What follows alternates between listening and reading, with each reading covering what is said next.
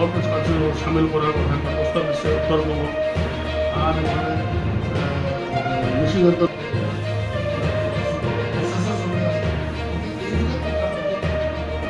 ভাৰত সৰকাৰেৰ আহ্বান মৰ্মে ভাৰতবৰ্ষৰ ৰাজনীতিও হৈছে জাতি মাতৃ উদ্ধাৰৰ কাৰণে আলোচনাৰ টেবুলৰ বিমান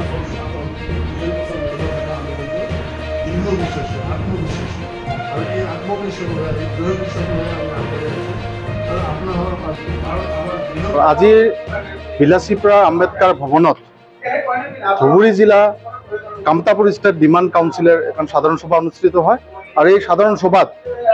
ধুবুৰী জিলাত আমাৰ কেইবাখনো ব্লক কমিটি আছে 10খনৰ ওপৰত আজি গোটেইখিনি গঠন কৰা হয় আৰু মূলতে আমাৰ লক্ষ্য আৰু উদ্দেশ্য হ'ল যে আমাৰ কোচ ৰাজবংশীসকলৰ জনজাতিকৰণ পৃথক কমতাপুৰ ৰাজ্য আৰু কেএলৰ অধ্যক্ষ জীৱন সিংহ ডাঙৰীয়া আৰু কেএনৰ অধ্যক্ষ ডিএল কোচ ডাঙৰীয়াক ৰাজনৈতিকভাৱে যি আলাপ আলোচনাৰ মাজত ৰাজনৈতিকভাৱে আমাৰ পিছত কৰি দিব লাগে আৰু লগতে আমাৰ কেএলৰ যিখিনি কেডাৰ আছে কেডাৰখিনি সংস্থাপন দিব লাগে আৰু আমাৰ যি ভাষা এই ভাষা অষ্টম অনুসূচিত অন্তৰ্ভুক্ত কৰিব লাগে আৰু ভাৰত চৰকাৰে যি ভাবি আছে যে কোচ ৰাজবংশী যি লেহেমীয়া গতিত আগবাঢ়ি আছে এনেকুৱা যদি কৰি যায় তেতিয়াহ'লে অতি শীঘ্ৰে KSDCয়ে ৰাজপথত নামিবলৈ বাধ্য হ'ব আৰু কম দিনৰ ভিতৰত যদি কোচ ৰাজবংশীসকলৰ যি লক্ষ্য আমাৰ উদ্দেশ্য জনজাতিকৰণ পৃথক কমতাপুৰ ৰাজ্য আৰু কেএলৰ আৰু কেএনৰ অধ্যক্ষক লৈ যি ভাৰত চৰকাৰে ৰাজনৈতিকভাৱে সমাধান নকৰিলে KSDCয়ে কেতিয়াও বহি নাথাকে KSDCয়ে আজি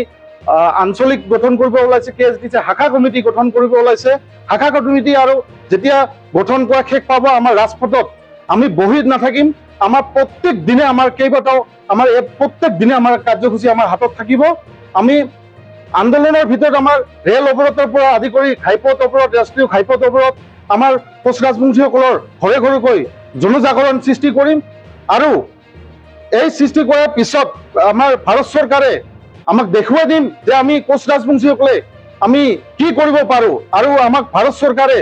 আমাক যি প্ৰতিশ্ৰুতি দিছিল যে 6 মাহৰ ভিতৰত জনজাতিকৰণ কৰি দিব আজি 10টা বছৰ পাৰ হৈ গ'ল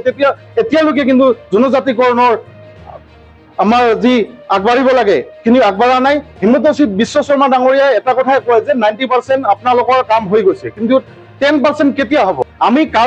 কাৰো পৰা জনজাতিকৰণ বিচৰা নাই আমি কাৰো পৰা কমতাপুৰ ৰাজ্য বিচৰা নাই আমাৰ নিজৰ ভূমি আছিল সেই ভূমি আমাক পুনৰ উদ্ধাৰ কৰি দিব লাগে জনজাতিকৰণ 1993 পাইছিলো সেই জনজাতিকৰণ পুনৰ উদ্ধাৰ কৰি দিব লাগে।